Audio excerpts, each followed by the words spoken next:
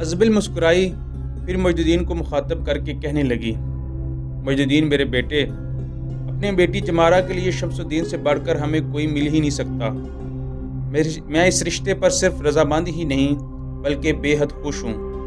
ازبل کا یہ جواب سن کر شمس الدین کی تو گردن جھکی ہوئی تھی، لیکن مجدین اور خطلخہ بے پناہ خوشی کا اظہار کر رہے تھے۔ پھر مجدین نے ازبل کو مخاطب کیا، اگر یہ بات ہے تو پھر جمارہ کو یہاں بلائیں۔ ویسے مجھے امید تھی کہ آپ لوگ اس رشتے کے لیے تیار ہو جائیں گے، لہٰذا میں اپنے ساتھ جمارہ کے لیے نسبت کی انگوٹھی لے کر آیا ہوں۔ یہ انگوٹھی میری ماں نے دی تھی۔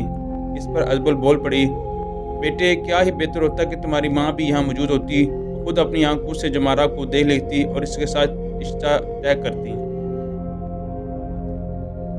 آپ کو اس سلسلے میں فکر مند ہونے کی ضرورت نہیں۔ جمارہ کے متعلق میں تفصیل سے اپنی ماں سے بات کر چکا ہوں اور جمارہ کے متعلق اس کو تفصیل بھی بتا چکا ہوں۔ وہ اس رشتے پر خوش ہیں۔ پھر میں آپ سے یہ بات بھی کہوں کہ میری پسند میری ماں کی پسند ہے، اور بھی سب سے بڑھ کر یہ کہ شمس الدین جمارہ کو پسند کر چکا ہے۔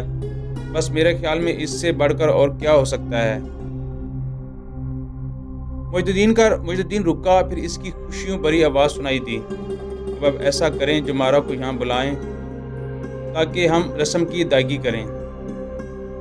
اس پر ازبل اٹھ کھڑی ہوئی، کمرے سے نکل گئی۔ تھوڑی دیر بعد وہ جمارہ کو اپنے ساتھ لائی۔ اس کے پیچھے مرسینہ اور مشال بھی تھیں۔ تینوں آگے بڑھ کر وہاں بیٹھ گئی جہاں ازبل بیٹھی ہوئی تھی۔ اس موقع پر سمرون اپنی جگہ سے اٹھا، اپنے لباس میں سے اس نے انگوٹھی نکالی، اپنی بیوی کو تھمائی، پھر سرگوشی کے انداز میں کہنے لگا، یہ جمارہ کو دینا، شمس الدین کو پہنا دے گی۔ پھر مسکراتے ہوئے سمرون اپنی جگہ بیٹھ گیا۔ یہ ساری کارروائی مجدین نے بھی دیکھ لی تھی۔ مسکرا رہا تھا۔ اس نے بھی اپنے لباس کے اندر سے ایک انگوٹھی نکالی اور شمس الدین کو تھما کر کہنے لگا، یہ تمہیں جمارہ کو پہنانی ہے۔ مسکراتے ہوئے شمس الدین نے انگوٹھی لے لی۔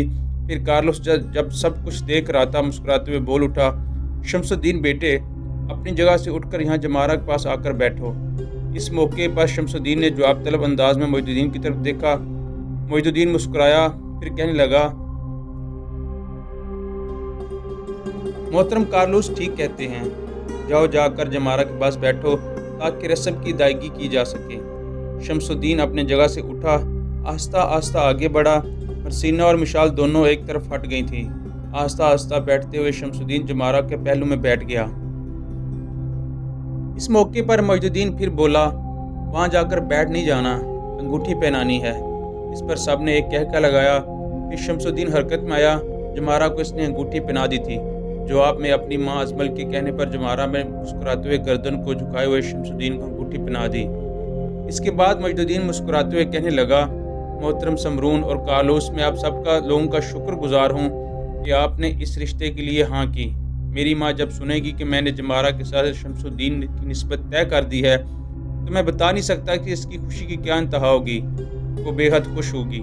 اگر کبھی حالات نے اجازت دی تو میں اپنی ماں کو لے کر یہاں ضرور آؤں گا۔ کاش حالات ایسے ہوتے کہ میں اس رسم میں اپنی ماں کو یہاں بلا سکتا۔ ہم تینوں بھائی آج رات کے پچھلے پہر اپنے لشکر کے ساتھ حلب کی طرف کوچ کر جائیں گے، اس لیے کہ سلطان نور الدین زنگی نے مجھے واپس بلا لیا ہے۔ مجدین مزید کچھ کہنا چاہتا تھا کہ بیچ میں جرأتمندانہ بڑی دلیری کا مظاہرہ کرتے ہوئے پہلی بار مرسینہ مجدین کو مخاطب کر کے بول اٹھی، امیر، سب سے پہلے تو میں بھائی شمس الدین اور بہن جمارہ کی نسبت پر آپ کو مبارکباد پیش کرتی ہوں۔ دوسرا، میرے آپ سے یہ سوال ہے کہ آپ نے ابھی تک اپنی ماں، اپنی پھوپھی اور اس پھوپھی ذات کا نام تو بتایا ہی نہیں جس کی نسبت بھائی طلحہ سے طے ہوئی ہے، اور یہ کہ کیا آپ تینوں کے باہر رہنے سے آپ کی ماں اکیلی رہتے ہوئے دشواریوں کا سامنا نہ کرتی ہوں گی؟ مرسینہ جب خاموش ہوئی تو اس کی طرف دیکھے بغیر مجدین کہنے لگا، بی بی، میری ماں کا نام عبیدہ ہے، پھوپھی کا نام زہران ہے، اور پھوپھی ذات بہن کا نام عبیرہ ہے جس کی نسبت خطلخہ کے ساتھ طے ہو چکی ہے، اس لیے وہ خطلخہ کی بھی پھوپھی ذات ہے۔ رہا سوال تمہارا کہ ہماری غیر موجودگی میں ہماری ماں تنہائی محسوس کرتی ہوگی، تو ایسی کوئی بات نہیں۔ ہمارا اور ہماری پھوپھی کا گھر بالکل ساتھ ساتھ ہے، بیچ میں دیوار بھی نہیں ہے، اکٹھے ہی ہیں، اس لیے میری ماں اکیلا پن محسوس نہیں کرتی۔ جب ہم تینوں باہر ہوتے ہیں تو میری پھوپھی زہران اور عبیرہ دونوں اس کی دیکھ بھال کرنے کے لیے موجود ہوتی ہیں۔ سمرون، کارلوس، ازبل، جمارہ اور مشال خوشی اور سکون محسوس کر رہے تھے۔ اور اس نے مجد الدین کے ساتھ گفتگو کا آغاز کیا۔ مجد الدین کے جواب سے شاید مرسینہ مطمئن ہو گئی تھی، لہٰذا خاموش رہی۔ اس پر ازبل بول اٹھی اور کہنے لگی، میری بیٹیوں، اٹھو، یہیں کھانے کے برتن لگاؤ، سب مل کر کھانا کھاتے ہیں۔ اس پر مرسینہ اور مشال دونوں اٹھ کھڑی ہوئیں۔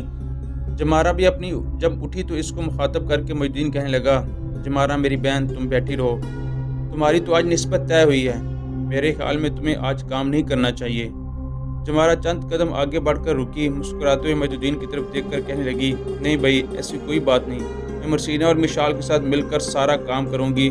اس کے ساتھ ہی وہ مرسینہ اور مشال کے ساتھ باہر نکل گئی تھی۔ تھوڑی دیر میں تینوں نے وہاں مل کر کھانے کے برتن لگا دیے اور سب نے مل کر کھانا کھانے لگے۔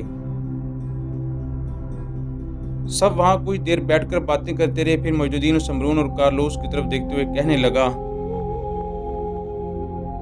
اب آپ آرام کریں، ہم تینوں جاتے ہیں، وقت تھوڑا ہے، ہم نے تیاری کرنی ہے، اس لیے کہ رات کے پچھلے حصے میں ہم نے یہاں سے کوچ کرنا ہے۔ مجد الدین کی طرف دیکھتے ہوئے شمس الدین اور خطلہ بھی اٹھ کھڑے ہوئے۔ سمرون، کارلوس اور جمارہ، مرسینہ، مشال، ازبل سب کھڑی ہو گئی تھیں۔ اس کمرے سے نکل کر سب باہر کے سین میں آ گئے۔ جمارہ نے مجد الدین کو مخاطب کیا، مجد الدین میرے بھائی، اب جب کہ آپ آج رات یہاں سے رخصت ہو جائیں گے، اگر آپ سے میں ایک بات کہوں تو آپ اپنی بہن کی بات کا برا تو نہیں مانیں گے؟ مجد الدین ازبل کے قریب ہوا، اس کے سر پر ہاتھ رکھا اور کہنے لگا، میری بہن، تم جو چاہو گی، اس قسم کی سخت اور کڑوی بات کہنی چاہو گی، کہہ سکتی ہو، میں برا نہیں مانوں گا۔ مرسینہ، مشال بھی جمارہ کے قریب کھڑی تھیں، باقی بھی ان کے ارد گرد آ کر جمع ہو گئے۔ جمارہ پھر بول پڑی، بھائی، کتنے دکھ اور کتنے افسوس کی بات ہے کہ آپ نے خطلہ اور شمس الدین کی نسبت کا تو اہتمام کر دیا، آپ نے اپنے لیے کچھ نہیں کیا۔ یہ بہن کی حیثیت سے میں آپ سے گزارش کروں گی کہ آپ شادی کر لیں۔ مجد الدین بالکل سنجیدہ ہو گیا تھا، چہرہ اس کا سرخ ہو گیا تھا۔ اس کی حالت دیکھتے ہوئے شمس الدین اور خطلہ بھی سہم گئے تھے۔ کچھ دیر ایسا ہی سما رہا، پھر مجد الدین سنبھلا، دوبارہ اس نے جمارہ کی طرف دیکھا، پھر کہنے لگا، جمارہ میری بہن، یوں جانو میں شادی کر چکا ہوں۔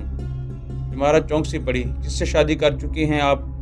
مجد الدین ایک دم اپنا ہاتھ تلوار کے دستے پر لے گیا، پھر اپنی تلوار اس نے بے نیام کی اور کہنے لگا، یوں جانو میری شادی اس تلوار سے ہو چکی ہے، میں نے اپنی زندگی کو ایک مقصد کے لیے وقف کر دیا ہے۔ رہا میری شادی کا سوال تو میری بہن، وہ میرے مقدر، میری قسمت میں نہیں ہے۔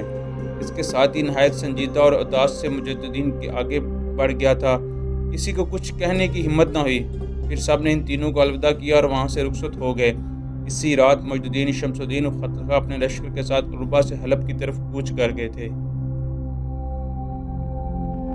سلطان نور الدین زنگی اور امیر العسکر اسد الدین شیر کو دوسرے سلاروں کے ساتھ حلب شہر سے باہر عسکریوں کی طبیعت کا جائزہ لے رہے تھے کہ مجد الدین، شمس الدین اور خطلہ اپنے گھوڑوں کو دوڑاتے ہوئے وہاں آئے۔ انہیں دیکھتے ہی سلطان نور الدین، اسد الدین شیر کو اور دوسرے سلاروں ان کی طرف متوجہ ہوئے۔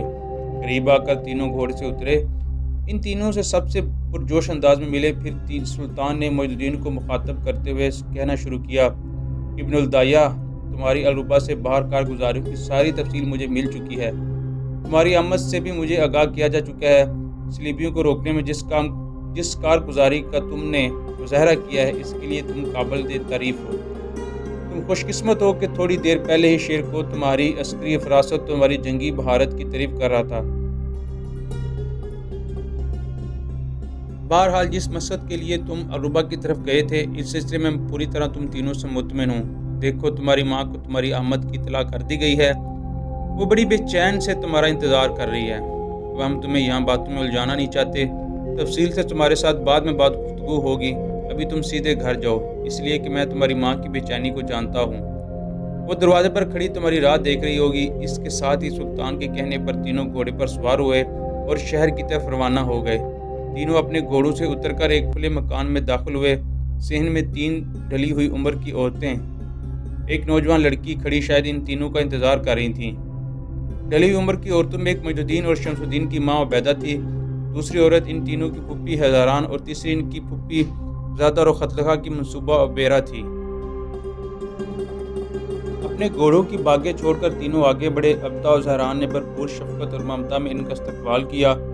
اتنی دیر تک عبیرہ فوراً حرکت میں آئی، ان کے گھوڑوں کو پکڑ کر اس نے ایک طرف باندھ دیا۔ پھر ابدا اور زہران ان دونوں کو سامنے والی نشست گاہ میں لے گئیں۔ عبیرہ ان کے پیچھے پیچھے تھی۔ سب جا کر نشست گاہ میں بیٹھ گئے۔ پھر اپنی ماں ابدا کے کہنے پر معین الدین نے انہیں الربا میں اپنی کارگزاری کی تفصیل بتا رہا تھا۔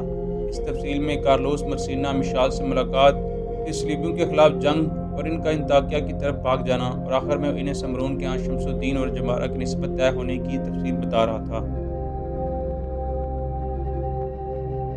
دوستو اب تک کے لیے اتنا ہی، ملتے ہیں انشاءاللہ نیکسٹ ایپیسوڈ میں۔ اگر آپ کو ہماری ویڈیو اچھی لگے تو نیچے کمنٹ سیکشن میں اپنے رائے کا اظہار کیجیے گا، تاکہ ہمیں پتہ چلے کہ آپ کو ہماری ویڈیو کتنی اچھی لگی اور ہم اس میں کتنی غلطیاں کی ہیں۔ اور اس کے ساتھ ہی آپ اس چینل کو سبسکرائب کیجیے گا اور بیل آئیکن کو پریس بھی کیجیے گا۔ تب تک کے لیے ہمارا اور آپ کا اللہ نگہبان۔